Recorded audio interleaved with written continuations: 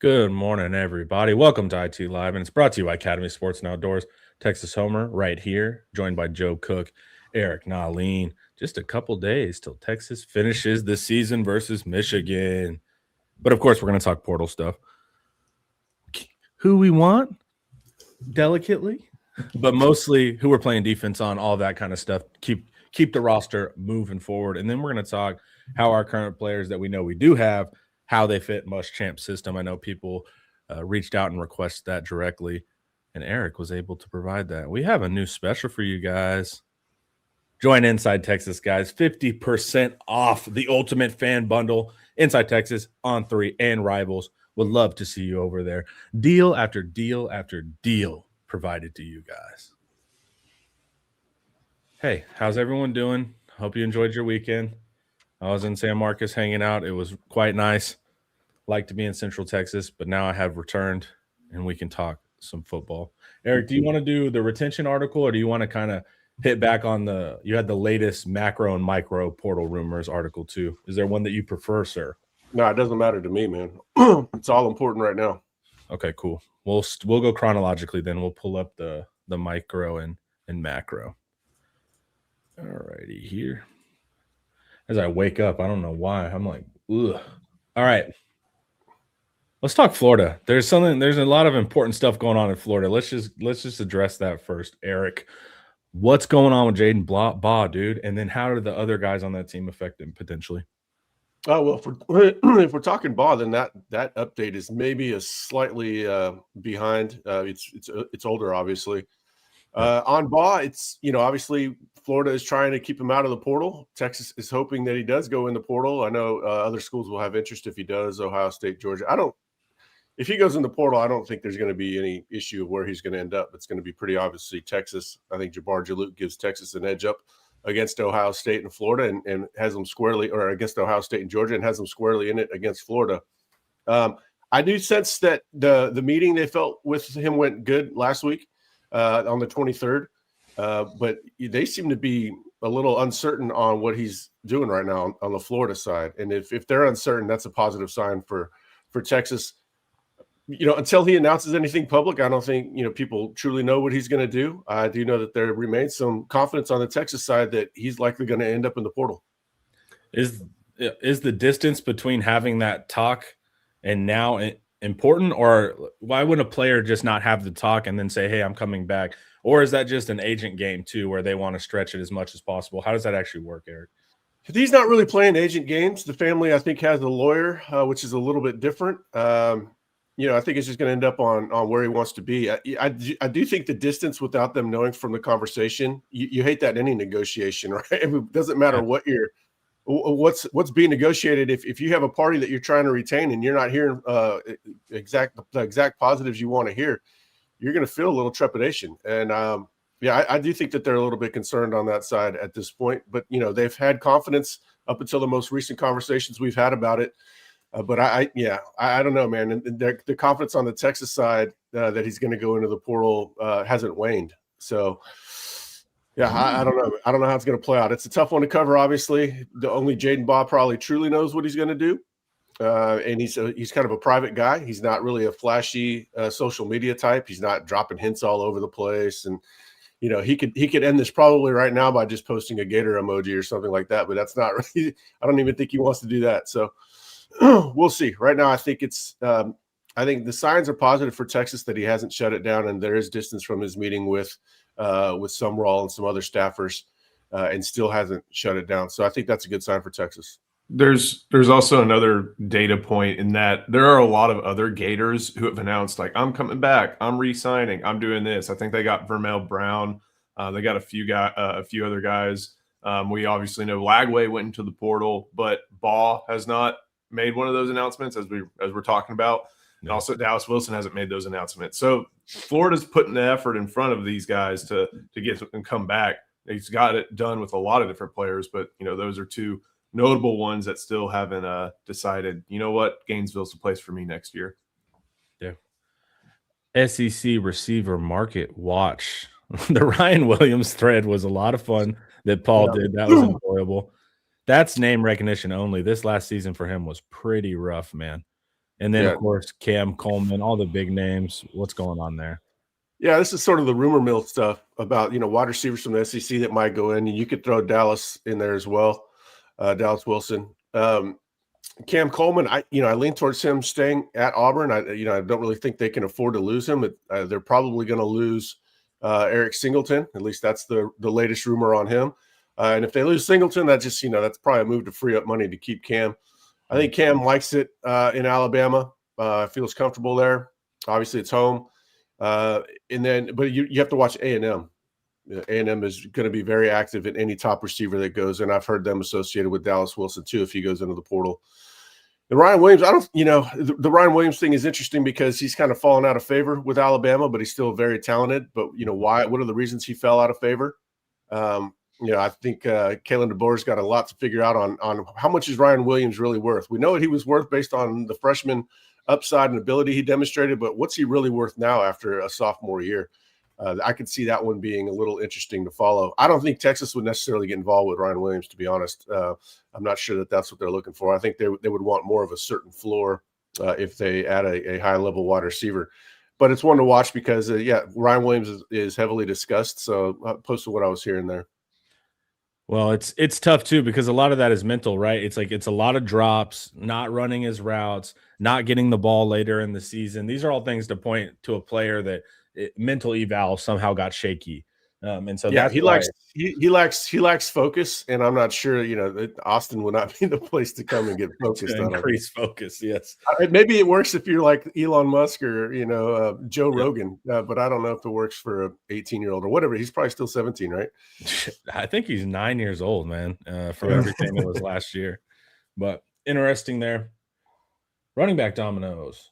This has been fun. So we talked about Baugh, and then next up, the belief in agent circles is Louisville's Isaac Brown is going to enter portal. The speedy playmaker would be able to go to pretty much any school in need of a running back. Yeah, and I know you've got a little crush on him. Big. That's the rumors that he's going to go in. We'll see. Obviously, Louisville has done pretty well to hold on to their assets in the past. Not always, but they've done well. They've got a budget to work with. Mhm. We'll see if he goes in. If Baugh doesn't go in and Isaac Brown does, then I think it's pretty obvious that Texas is going to target Brown. They have to. They need a true number one running back. But if Texas gets Baugh, if Baugh goes in and they get Baugh, then I wouldn't pay attention to Brown nearly as much outside of just wondering where he goes. I had a Notre Dame guy reach out to me after this article and tell me, hey, we're not, they're not really looking for running backs, which I find very hard to believe. They're losing Love, they're losing Price, and I don't really know who they're going to replace them with, as far as at least not nearly as obvious. But we'll see what Notre Dame does. I've heard Isaac Brown and Notre Dame mentioned, but I'm not sure. Joe, what's the rule on Notre Dame and transfers? Yeah, some of our other friends who cover Notre Dame, they can take guys who finish their first year of college. So like they can get a guy come in for his sophomore year, or they can get grad transfers, but they can't get like sophomore, junior transfers just because Notre Dame still plays school. Huh. What a disadvantage. Wow.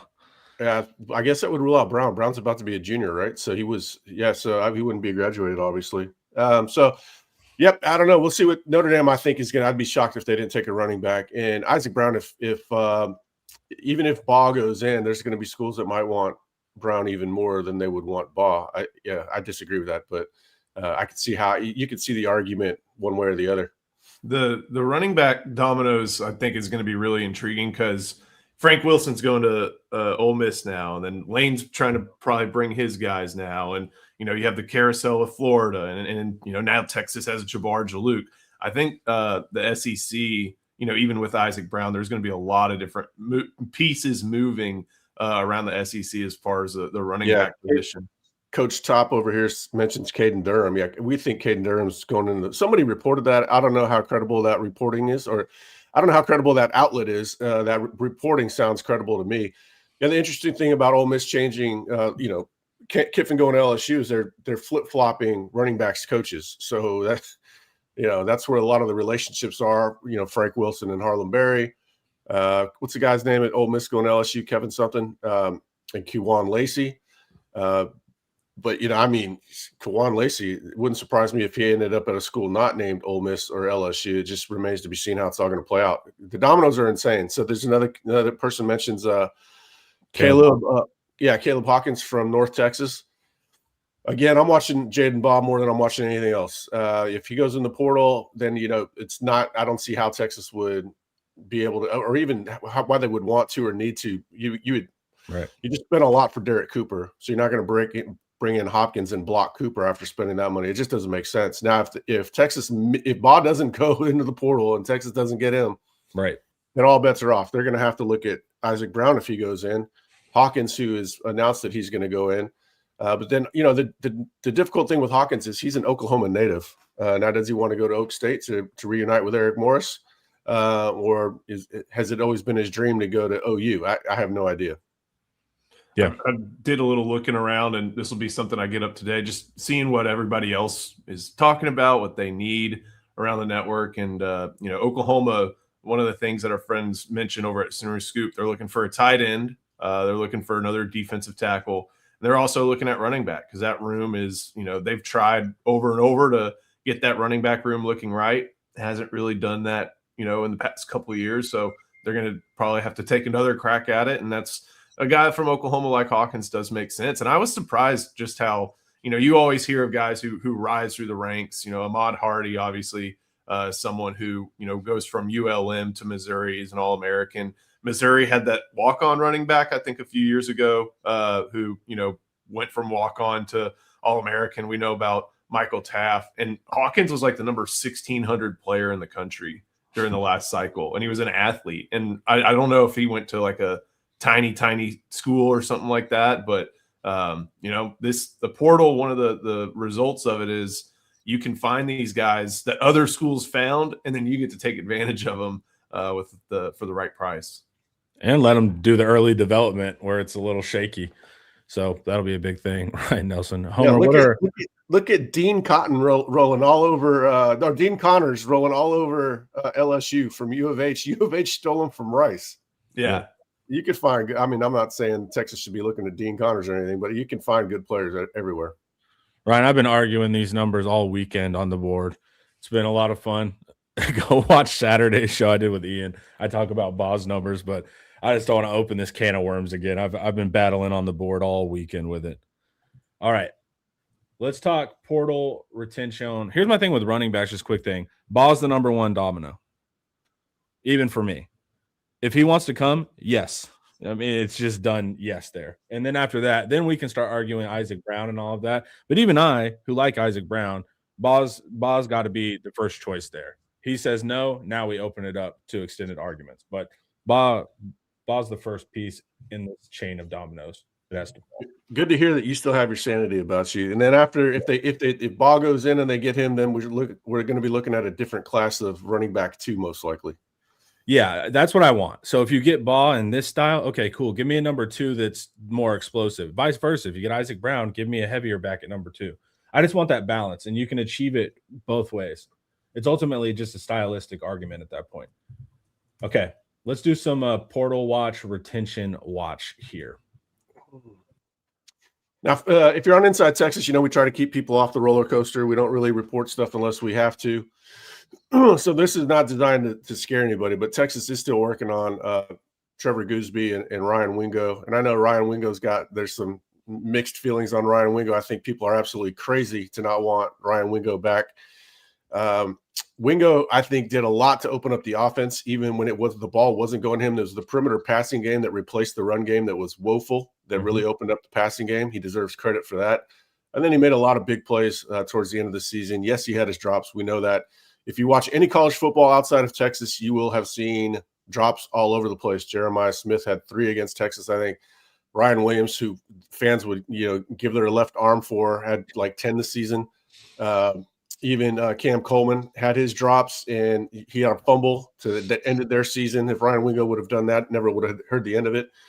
So people are just hyper-focused on Texas and don't really see the overall landscape, I don't think. But Wingo, not a complete receiver like we had hoped, but still explosive. Not a lot of guys can take a screen pass for 70 and a touchdown or go over the top for a touchdown like he can. And if you come up against a team that is soft on the perimeter, you're going to put up points no matter what. It's game over because he's hell on the perimeter. So hopefully they can get Ryan Wingo back. And then Goosby's obviously a big one because you're not just going to find a left tackle to replace him in all likelihood. So if they don't, come to agreement there, they better have a damn good backup plan. Yeah, I was bummed with Goosby. Wingo, I could see it. That other schools would come after him also because of his age. But I thought it was Goosby. I thought it was return or NFL. And so they hear that it's return NFL and portal. I don't. So that's the thing. I don't think that family's hell bent on going to the NFL.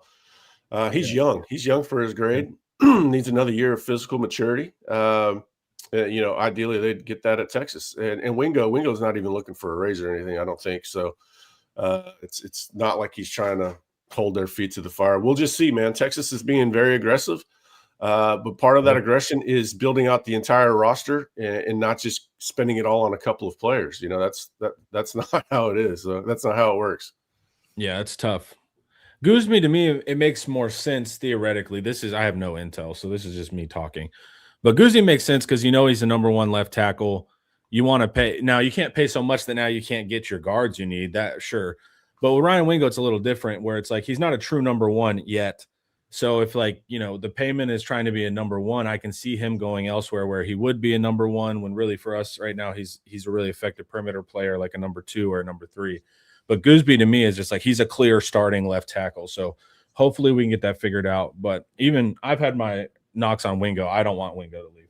And no matter what happens with the rest of the coaching staff, like that's a player anybody's going to want. Just at that left tackle spot. He's got room to grow. I don't think anybody looked at anybody on offense for Texas this year and thought, okay, finished product, anything like that. He's still got room to grow. This offensive line as a whole was average for most of the year at best, and he was a part of that despite individual flashes. Is the average O line in the room with us? They were not average for at best. But that's still a really strong piece that you want to keep back. But again, money's not infinite. And they got to make sure that they get everything for the right price. And like you mentioned, Homer, you can't do it to sacrifice or do it at the expense of other positions, making them weak, just like we saw this year on the offensive line. Well, that's because you don't have a grind set, Joe. You don't wake up and hustle. Money is infinite, brother. It's all in the mindset, all right?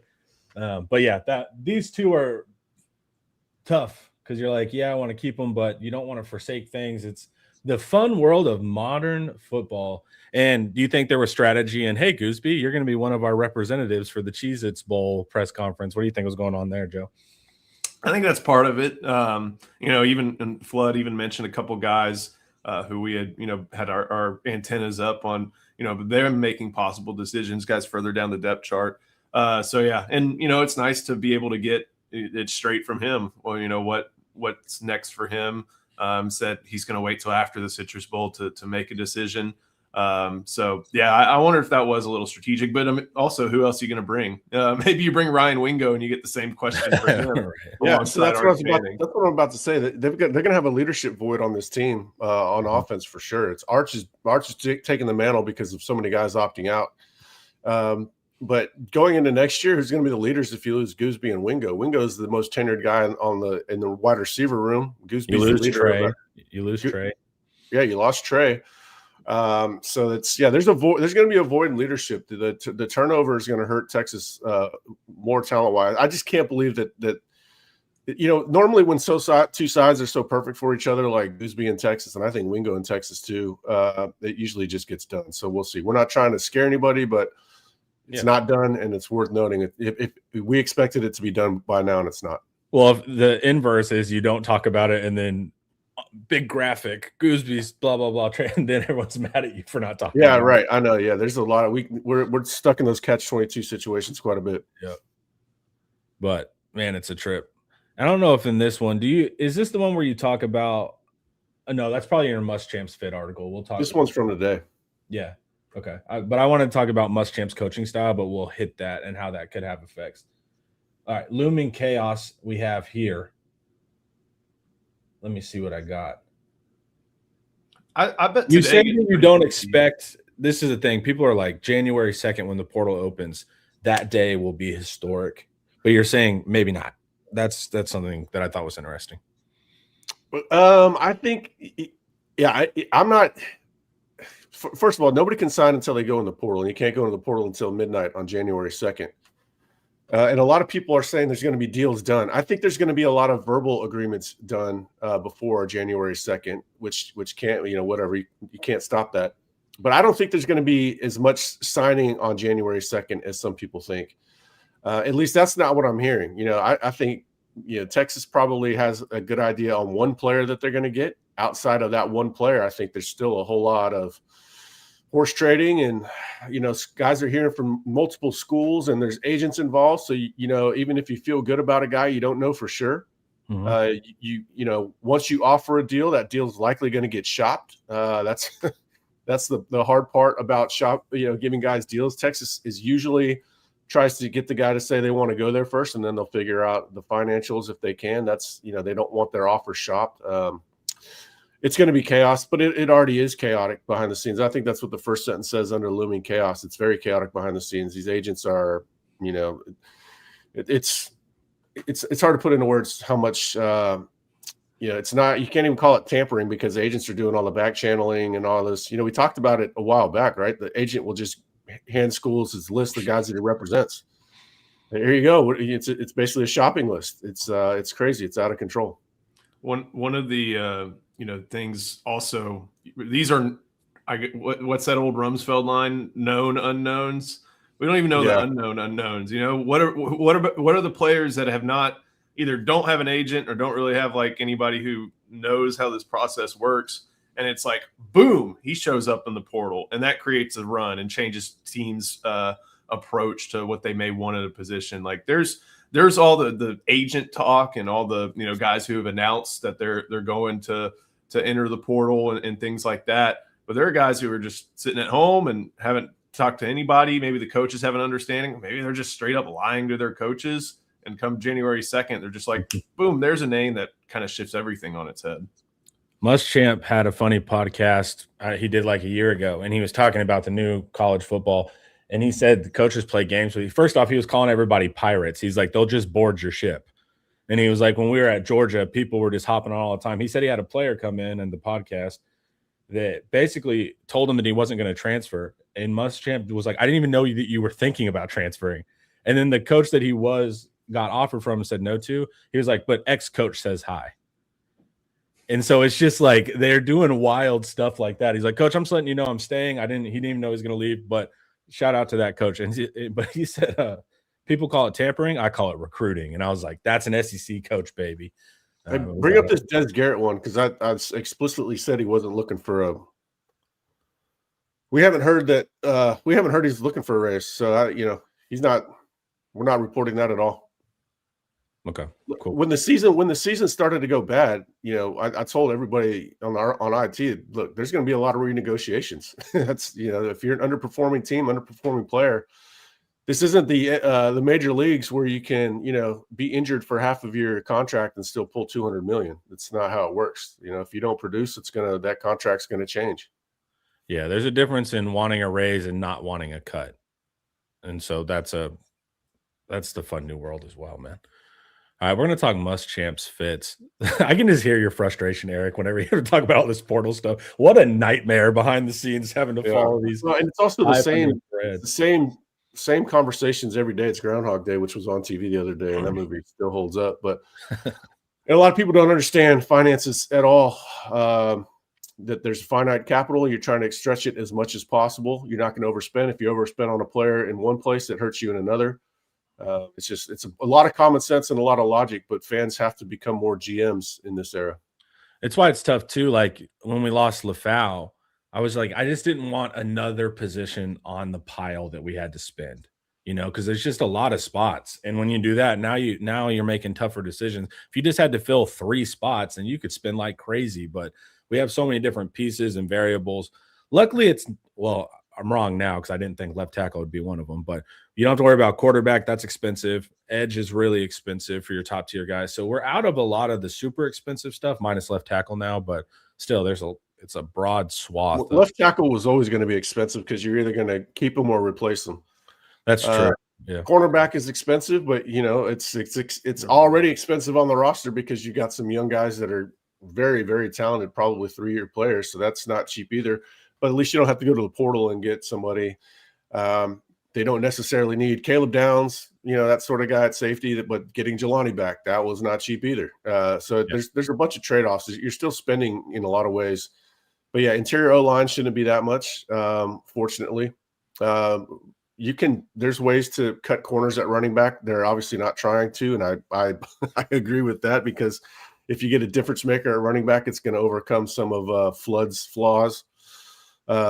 So I agree with that. Yeah, it's going to get pricey. There's no doubt about it. There's just and they're still looking for a really good wide receiver too. So it's going to be pricey, but hey, that's what's going all in is, and the rewards are fully in front of them if they handle it right. Homer, you just made the argument for, you may not know it, for why high school recruiting is still so important, keep these guys around. And, that comes to mind. We talk with commitments, at least for high school commitments, like it's much harder to break a public pledge. Even with the way college football recruiting has changed, it's much harder to break a public pledge than a silent pledge or an uncommitted prospect, something like that. You know what? These guys have already been wearing burnt orange for the past few years. And I know you mentioned there is a pirate mentality, but that still counts for something for a lot of people. It may not count in the, for a whole lot in the negotiation room, but at the same time, it still is a little bit better if you can use what you have and keep what you know, as opposed to fishing deep waters for. It's a lot cheaper. It's a lot cheaper to keep somebody like Trevor Gooseby than it is to steal Trevor Gooseby. True. All right, before we keep going, here's a very, very, very quick Academy read. Fast one. Same-day delivery powered by DoorDash. You don't even got to leave your house. I told you it was fast. Okay. Muschamp, big news. So he was hanging around, huh? He's in Orlando? Yeah, he was at practice. Evan snapped a couple pictures of him. And he's observing, like Sark said he would, even though Johnny Nansen is going to be calling defense in this game. And Ian and Eric, you've written a bunch about just what Muschamp brings. I wonder if people are just going to be so jarred and shocked by the idea of Todd Orlando, something that looks akin to what Todd Orlando used, coming back, but obviously with someone who actually knows how to drive the car, know how to use it a lot better, at the wheel of that system. Fans always gripe about whatever scheme it is if it doesn't work, right? PK's 2-4-5 was terrible, or whatever it is. Yeah. I've already lost. 2-4-5 was terrible. But then you find examples of it working in other places, and they're like, okay, so it was terrible because they had terrible personnel. That first year. Every scheme works. They're all sound. Right. It's about players and coaching and how intense the players are. So yeah, how well do you manage the trade-offs? Every scheme's going to have trade-offs. There's reasons some love quarters and some love cover three. That's because of the trade-offs. How do you navigate those? How well do you teach it and all that? So don't worry about Todd Orlando. My biggest thing about Muschamp is he's got a lot of the pieces he needs. He definitely needs a middle linebacker. I don't even know Leonga Lafau was exactly what he'd be looking for. And so, that it bothers me a little bit less that Leong is about to head to BYU. Hopefully they can get the Woodyard guy from Auburn, who is definitely a person of interest. But I'm excited about Muschamp. Don't worry about the Orlando stuff. He's got a lot of the pieces in place to make it work in year one. But he's got a lot of coaching up to do as well. Well, Kirby won the national championship with the Orlando stuff. So the mint front's a variation of the tight front, which he ran. So it worked. It's about players ultimately in college football. The schemes are not an issue. Okay. So you had the first coach that basically said Champ coached when your ass couldn't leave, meaning that hard coaching, stuff like that. Now, Muschamp's a little different, and you say this. There's coaches that are mean. Brian Kelly is mean, and you don't feel like he cares. That is very different than the guy that'll get on you, but he has actual – Saban was like that. People thought Saban was super mean. He's an incredibly empathetic guy behind the scenes. You have to marry those. If you don't, they'll leave. But that's not what Muschamp is. He's a hard coach, but he cares about his players. And if you see him on this podcast, He's like, look, I want to stick around because I brought Jalen Walker in. I brought Michael Williams in. I brought the safety room. He had real close relationships with those guys that he recruited. It's not that just he's mean and had captive audiences. He builds real relationships with his players as well. Yeah, the relationships are going to carry the day. Relationships prove that you're authentic. You're a real human being. You care about them, and it goes a long way when you do have that harder coaching style. It's like you can be your own good cop, bad cop all in one. You don't need that offset from other coaches. Remember, Tom Herman was famously a bad cop, and then all of his coaches would try to suck up to him by also being a bad cop. That's not the way it's supposed to work. You need a balance. The Muschamp provides his own balance. Like I said in this piece, he was launching Merry Christmas texts left and right. So it's all his guys trying to expedite that relationship building process. He's shown his face in Austin. Now he's in Orlando. I don't really have any concerns about him coaching hard. I think people want to be coached hard. They're in that 18 to 22-year-old wheelhouse where they're looking for some sort of relationships with men. Like, why do guys go to the military and do military enrollment is higher when the military is harder to be in? I think young kids need that. They gravitate towards it. They just have to understand that you have their best interest in mind. There is a lot of quitter mindset in kids, unfortunately, and they will look for greener pastures that aren't always there. There's that stat the other day that came out. I forget what the stat was, but a lot of guys have played their last down of football and don't even know it going in the portal. So there is a lot of that, people looking for the easier road. But if they trust that you've got their best, if you've got them being their best in mind, that's your ultimate goal. You're going to get them to the NFL. You're going to improve them as a player. It goes a long way.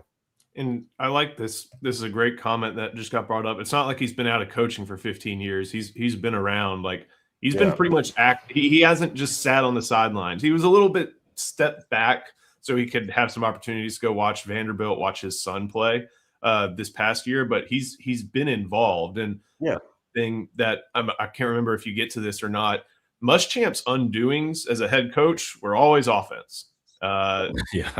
Never really worked. And that's both scheme in Florida, it's talent and scheme at South Carolina, just never got it together. Defense was pretty dang good every year except for like one. And I think that was like his last year at South Carolina when it just kind of collapsed. So like this is someone who's been in the game. He's a lot different than the Coach Boom we saw almost 20 years ago, but he's still Coach Boom, and he's still someone who knows how to get the best defense from his players.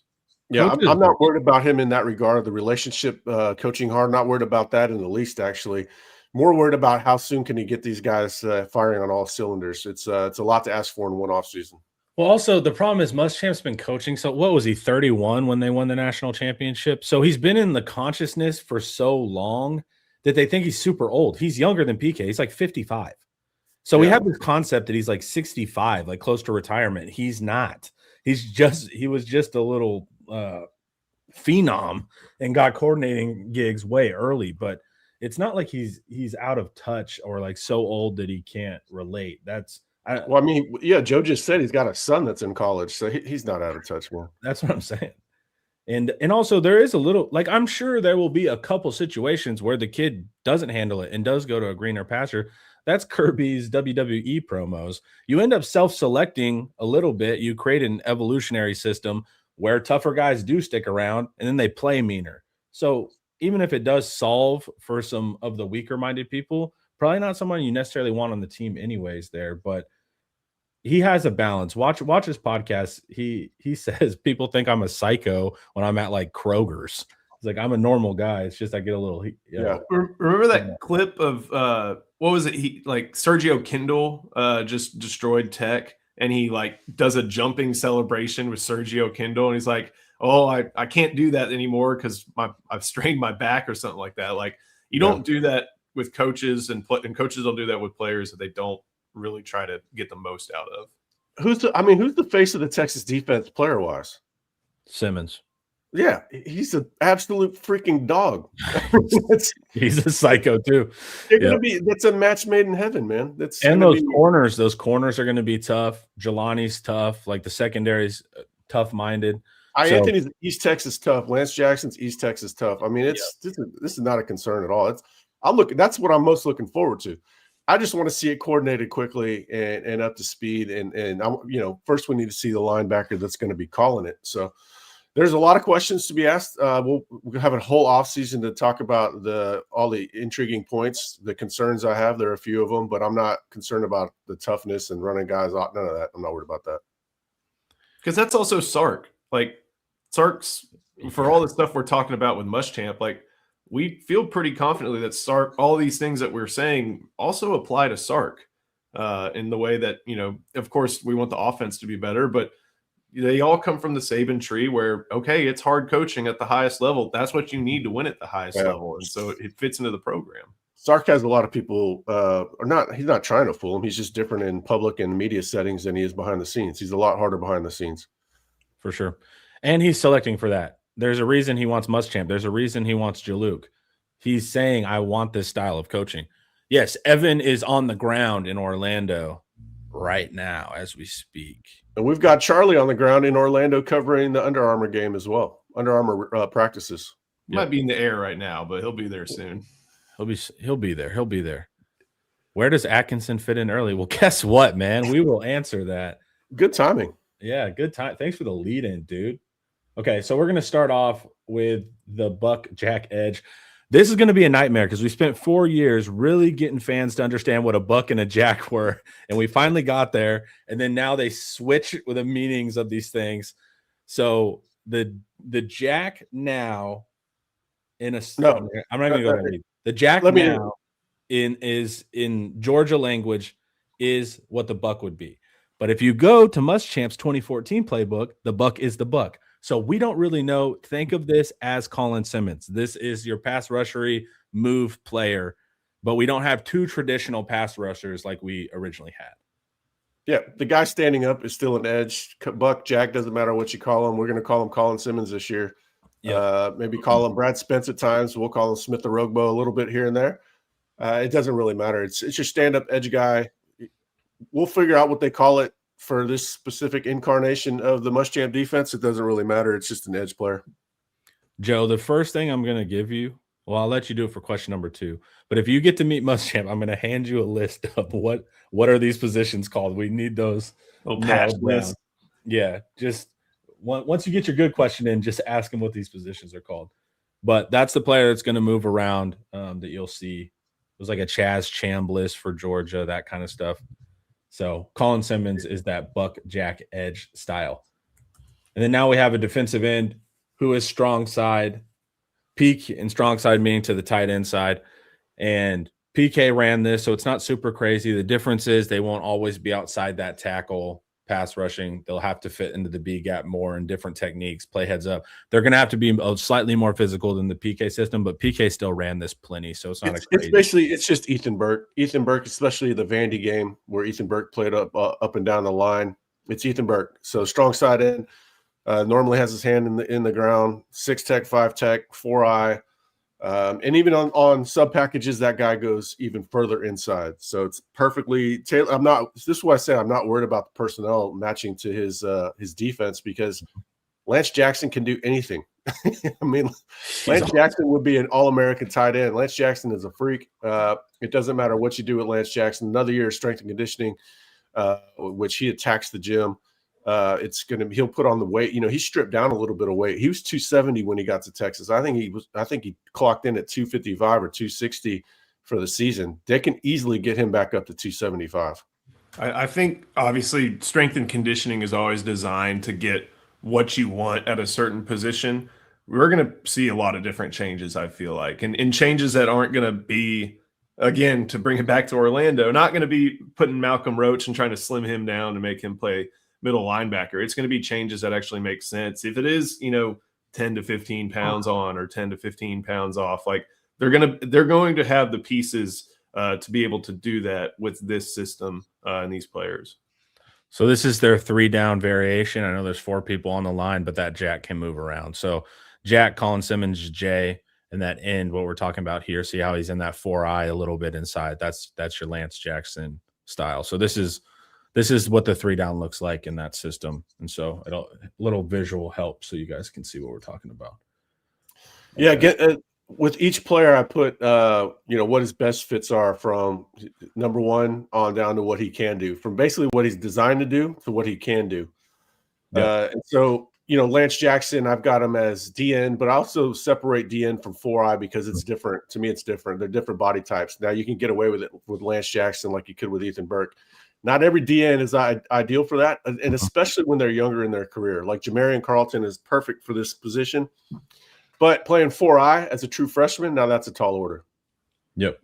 Yeah, any edge you heard us talk about in recruiting that said maybe he could be a defensive tackle later, that's a good middle ground with that 4i. So you have Zena as well as this defensive end as his primary.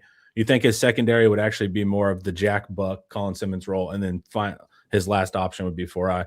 But he's getting so much bigger, man. I think he's going to be able to do 4i sooner. Yeah, he played well, and every pound he adds goes a long way to adding to that physicality. So yeah, he's another really versatile player. Basically, that 4i is any big defensive end or smaller defensive tackle. Perfect. Colton Vasek here for D end, and then Carlton, like we said. All right, let's look at this 3 technique. This 3 technique is going to be called the tackle, the T on this graph. Let me pull up the actual names. Okay. Canoe. Getting Canoe back. Great. Defensive tackle here. So bigger bodies, but they're going to have to hold up against the run, but more twitch. And they're not like the 360 pounder. We'll talk about that in a second. But, so the 310 guy. Both of those guys could be, listing nose tackle third is just that with a lot of guys that are listed third, like, man, you don't want to do it with them. With these two, with the first 2, Canoe and January, you can survive with those guys at nose tackle because they're very talented. In another offseason, you have to suspect they're going to take another leap. Canoe got his first real playing time, and same for January. Both are talented. I'm not too worried about them playing nose tackle. It's just not their ideal fit. You always want these guys in their NFL role. What's the NFL going to do with them? And that's where they can thrive in college. I think Canoe and January are better at D tackle, but they can also play 4i too. You can get big with them because they're versatile and athletic. If I remember right, PK would like flip the tackle rolls to where the lighter was closer to the nose. Right. And so that kind of feeds into them being able to fit into that role if need be. They've already done some stuff. They've taken on a center and a guard. Yeah. They would use Byron Murphy at nose tackle and Tavondre Sweat as the 3 tech. So they would inverse it. But yeah, and they can get away with that. Now, Murad Watson, I don't want to see him at nose tackle because I saw him get washed out. Yeah, his run defense anchoring is not there. But he's a single. The nose tackle in this defense is a 2 gap where he plays them heads up. He's got to play both A gaps. Murad Watson, that's not his strength. His strength is attacking a gap. Yep, exactly. So nose tackle, we have a younger guy who's the perfect fit, but the problem is he's a younger guy. But he has the true size for that nose tackle, like we said, to be able to sit here. So this nose will play right in the middle. He can 2 gap, and if they don't want to do that, they want a single gap, and they'll play a lag technique. They'll shoot the nose into the backside A, and then one of the linebackers will go fill that A. So if you don't have a guy who can do it, there's other ways around it, but ideally you want this guy to be able to take on double teams and not get moved at all, and you're going to need mass for that. And that's exactly what they're looking for in the portal. Josiah Sharma fits it perfectly. He's just young. I mean, Josiah Sharma might have been built in the lab for this because he's still athletic. You could still have him shoot a single gap and he'll be fine. But you want a little more experience. And so they're definitely looking for a big in the portal. And this is the dynamic that allowed both Puna Ford and Malik Jefferson to do really great things in 2017. Like Puna hitting the backside A and Malik being able to charge because he's faster than all these. Puna he was fast at 350 relative to the position, in addition to just being 350. And then he would have to draw double teams. So that leaves Malik one-on-one with guards on the backside A, and then he's just zooming right past him. So that's the ideal dynamic if you're thinking about it from a burnt orange perspective. Yeah. And then we have the fun world of the linebacker names. We'll have to standardize this too because it'll confuse people. We'll just go with Mike and Will. They'll call them Mac or Money, and it's not even – their names changed based on the personnel grouping. So if it's 11 or if it's nickel versus base, blah, blah, blah. So we'll just have to find a way to make this clear to the audience as well. I mean, the reason they do that is because it's easier to figure out who's in what personnel package. Exactly. It makes sense behind the scenes. It'll make sense to all of us as soon as we just get a little more detail on how they draw it out. You want to bring that page up? All right. So the money backer, which is traditionally going to be your Will, he aligns to the tight end, just so you know how he moves about. So you can see him there. So Ty Anthony Smith, first things first. And it was Smith and Simmons, right, that met with the defense for the press conference too, right? Believe so, yes. Yeah. So that's important too, that Smith is out there. So Smith, primary position as that Will, and then Elijah Bo Barnes, primary position as that Mike. Really excited to see what Bo Barnes does on Wednesday. Yeah, you talk about Josiah Sharma being built in the lab for this defense. Same with Barnes. He just needs more time and experience, tough position to play. We're gonna learn a lot more about him playing downhill on Wednesday. Heard good things about him flying around, physical in practice and all that, but processing is a whole different animal in the game. We'll see how ready he is, but he's perfect for that Mike. Just a little wet behind the ears. And then after that, I mean, those are the only two scholarship linebackers on. Well, you got Marshall Landwehr right now too, and I bet he plays on Wednesday. Yep. Tyler Atkinson, he's made for that Will. That Will player's in space a lot. He kind of freelances and roams more, whereas the Mike is more of the box player. Atkinson is perfect for that, especially early in his career. Ty Anthony is perfect for that as well. And then who else do we have there? You got Kosi Okpala. I don't really know what to do with Okpala. I'm more excited about him playing off-ball linebacker if Will Muschamp is overseeing his growth, his development. I'm not sure he still fits as a buck pass rusher. And then Rocky Cummings, to me, is a Mike pretty much all the way. So a big thing about when we talk about the 3 down, the mint front, the tight front from Orlando, that's an early downs package. When they get you into third and whatever, they have nickel rabbits, meaning that they put all their pass rushers on the field. Because the fear here is, man, we have a lot of pass rushers and we only have one pass rushing spot. How are you going to get all these guys on the field? On early downs, it'll be a little trickier, but they're trying to get you into third and whatever, and then all the pass rushers show up on the field. So you'll still see plenty of these talented guys. They won't get stuck, as the 7th rusher behind Simmons. So that's an important factor too. Tyler Atkinson played in a similar system. Frankly, his scheme fit to Texas didn't make a ton of sense. But now, and so he got the payment, which is great. Now he gets the scheme from Muschamp that fits perfectly, as well as the NIL package. Justice Terry, Tyler Atkinson, 2 of the bigger winners here. And I thought Atkinson has day one athleticism. Like, he would not look out of place on a football field right away, but he doesn't. I don't think he has day one football ability, like processing all that. I think that's still the case, but this is going to make that learning curve a whole lot easier for him. Yep.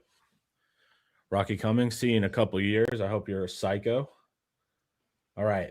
Sam linebacker in base. We thought maybe it would end up being Spence. Yeah, it probably will be.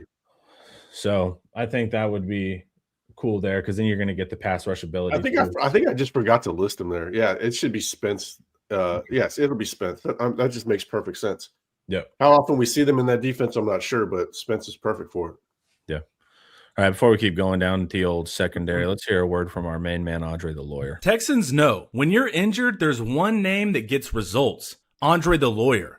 Trust the team that has secured millions for their clients and helped thousands of Texans win their injury cases. Car wrecks, slip and falls, 18-wheeler accidents, on-the-job injuries, wrongful deaths. Don't let the insurance companies tell you what your claim is worth. Andre the Lawyer will fight for you. His principal office is in Dallas, but they serve Texans throughout the state. So don't wait. Call 214-444-8808. That's 214-444-8808. Contact info is in the description. Thank you, Andre. I'm excited about the future of the cornerback room, but I think they have the style to match this defense too. These guys are athletic, but they have some good aggression in them too, decent size. So that's going to be important. I'm really, really excited about the future of the cornerback room here. So of course, just look at those first 4, and let's throw Samari and Hayward. Caleb's good too in this regard, but those first 4 are certainly physical. And Kobe Black, we all want to see him carry vertical fast receivers, but the other three are good cover, really, really good in coverage. Those And first four are dogs. they'll protect that boundary corner or that weak side corner with a safety over the top. So when they're doing split field, so say Kobe, doesn't do great there, they already know that. So they are aggressive, but still the scheme is not like delusional aggression. They're going to help Right. you with safeties too. So that's a big factor. Grayson Littleton at corner. A lot of this feels.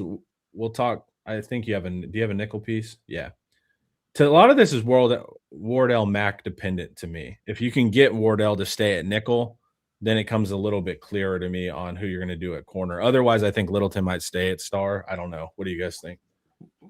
Yeah, I mean, yeah, you're right. We're watching what Wardell Mack does. If he comes back, just leave him there. It's the ask of him is the same in this defense. So just leave Wardell there, assuming that Muschamp likes the way he plays it. Right. You can always put Littleton there. I'm putting Littleton on an island. I think that's where he's meant to be.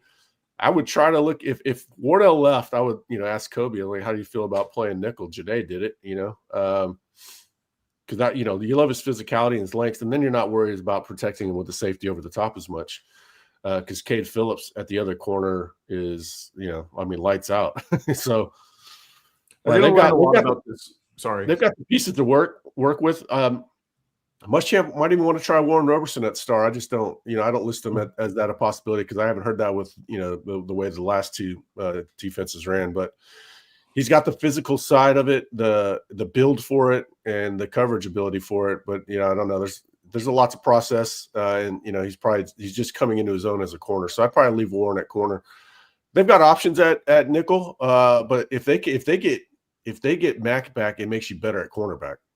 We'll learn a lot, I think, about what we may see next year on Saturday, or on what day was it? Wednesday. Just because Michigan does have Andrew Marsh. He's a pretty talented freshman, but I wouldn't say there's very many other players in that receiving core that really threatens what Texas wants to do on defense. And again, we're going to be talking. We're not going to use a game on December 31st as our end all and be all data when it gets to the 2026 season, but this is going to be a good opportunity for a lot of these guys to prove they've got it against a challenge that does exist, but isn't just like, when CD Lamb and Marvin Mims and all those guys are running in the secondary. They're going to have to prove themselves, especially in the run game. But as far as over the top, they're going to have to show they can handle it against what should be a pretty, a reasonable test for them. Well, and Pack, shout out Pack. When he's describing the nickel, I said, who do you want? He's like, I want Wardell Mack. And because the primary nickel in the scheme is actually more of a run defender and a flats defender. So you want quick recognition, fast and aggressive. And Roberson, I think, fits that there. But I feel like you'd almost forsake Roberson's downfield ability. Like, he can actually cover. He's an athlete. So, but it will be interesting. But you want to think, that's what made Jade so special, is that he was blowing up those screens and getting in the run game. Think that for nickel, because truthfully, they're not going to ask the nickel to carry that often. They're generally going to pass that off to a safety. So think aggressive, smart, forward-looking player. That's why I have no problem with Eric saying Kobe Black too, because the plays he made versus A&M, that's the plays that he was doing. So a lot of talent here, man, and flexibility within that talent. And then Cade Phillips to me is just corner. I want to say corner 100%. I don't even think I put star for him. He could do it, but you just don't mess with that. Exactly. The wingspan secondary.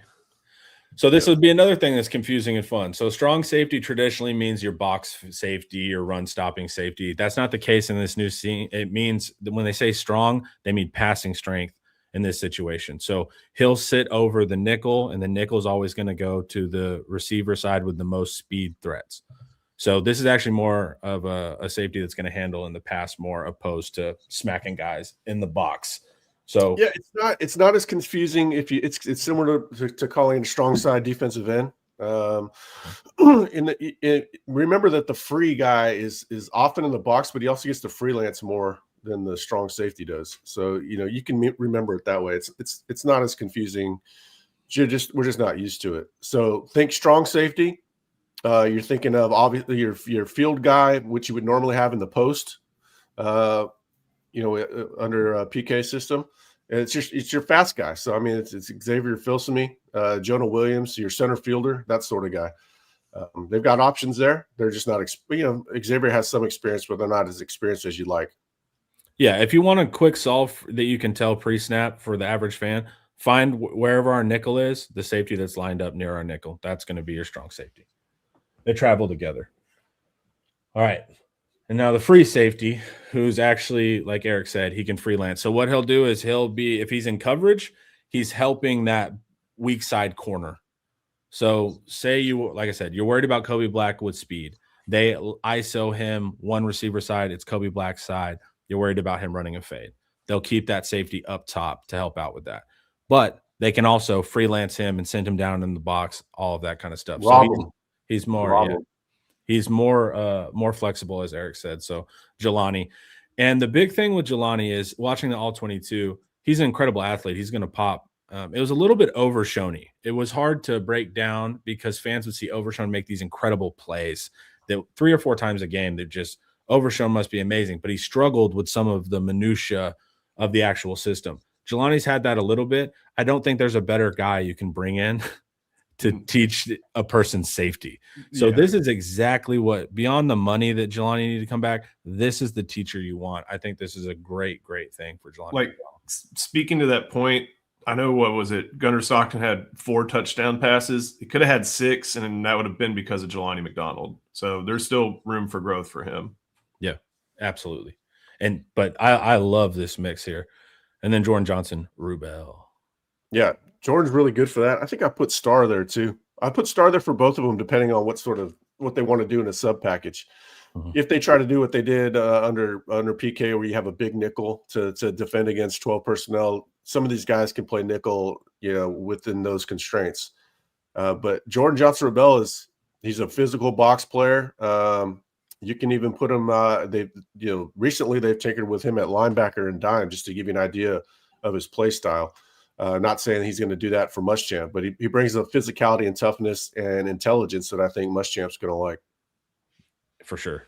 And we already talked star nickel here, but Wardell Mack, domino piece. Ball's a domino piece for running back portal recruiting. Mack, to me, is a domino piece that will dictate a lot more of how the secondary ends up. Cool. Yeah, and then Jonathan Cunningham is worth talking here too, because he can do that big nickel stuff we were just talking about. And, there's a lot of setting the edge for this defense at nickel, depending on who you are. Let's say Wardell Mack's having a rough game setting the edge. You might as well just go with Jonathan Cunningham or somebody like that to come in here and bring more of a linebacker sort of presence. Yep. Yeah, if you see it, you'll see it here. So that linebacker has to stack and fall back, meaning that he'll challenge an interior gap here, but then he has to immediately fall. As soon as it breaks outside, he has to fall back. If he doesn't do that for whatever assignment reason, this nickel here has to solve that edge. Whenever you have these ends in the B gap, you have a soft edge technically, right? So a linebacker or a nickel is going to have to do a lot of work in the run game. Those guys can be fast, but that's also why you see those positions generally have really good seasons in the Saban system. So, remember who got picked on for Orlando was P.J. Locke, and then who went on to have a pretty long NFL career was P.J. Locke. They asked P.J. Locke to do a whole lot of stuff, and it wasn't sound. He wasn't sound at it. Nobody else on the defense was sound. So it's just a matter of how you teach it. But P.J. Locke was a much better player than I think we saw at Texas because of I don't think the scheme was being taught well. He was probably out of position. It can be a tough spot to play. Super nickel. All right. It's back. Well, it's funny. We think of Saban as super aggressive. These guys aren't crazy aggressive. They run a lot of simulate. They give the illusion of aggression. We've seen this with Georgia.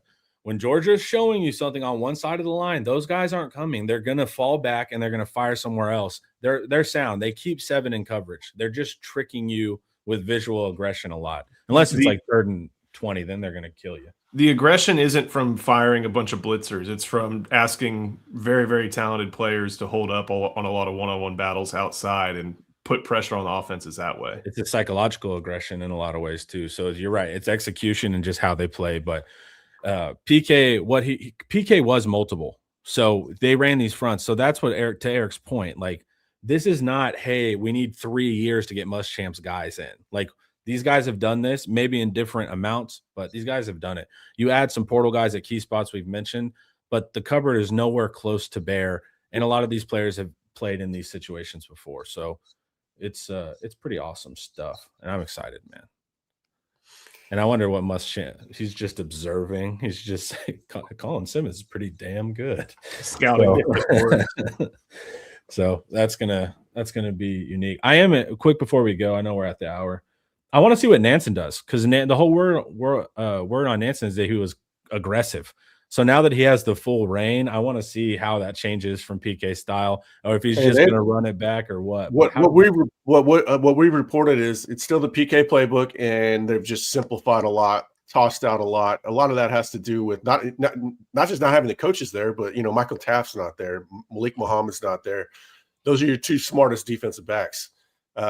So they're just simplifying. You don't have Anthony Hill, and you not only do you not have Anthony Hill, you don't have Leonga Lafau. So they have simplified considerably, but this might be the offense to do it against, right? This is why would you want to be too exotic against them to begin with? Yeah, they're going to run at you.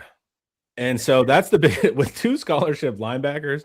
I'm like, just fit your gap, because that's how they're going to get us, is just running wide open. So it's more.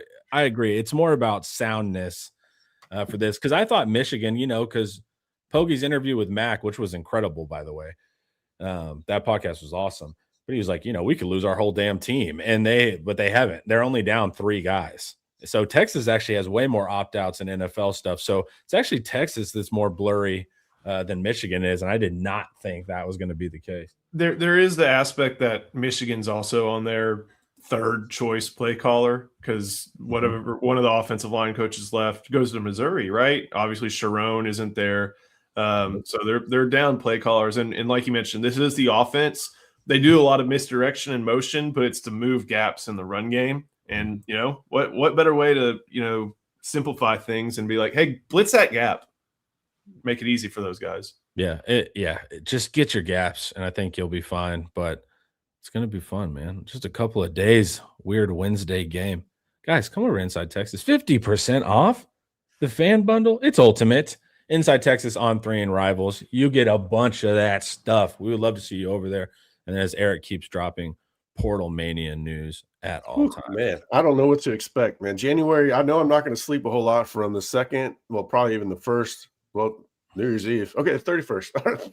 From the 31st to the week, 2 weeks there that you won't be functioning at the highest. And then the day the portal closes, I head for Tahoe, and crazy stuff happens when I'm in Tahoe. It's gonna, I'll be on a chairlift trying to break something.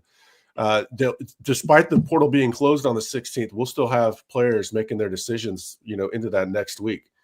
It's always gonna. What do you know the last day to enroll? It's usually it's whatever's the 12th class day. And so it's gonna be well into January. Yeah. Well, it like sometimes they don't come back from school depending on like when MLK Day is, so it could be like first or second day of February. And also MLK is the 19th. MLK is the same day as the national championship game, the 19th. So we'll be covering it. The portal's going to take up a lot of January. Just because the portal's closed on the 16th doesn't mean that, all right, done covering the portal. Yeah. You don't have to have a decision by then. You just have to have gone to your compliance department and say, plug me in, please. Modified schedule this week because of the game. So check it out. We got some good stuff coming for you. Still get all your videos. They're just a little bit of a different order. So make sure to tune in, guys. And this was brought to you by Academy Sports and Outdoors. Have a wonderful Monday, everyone. Farewell.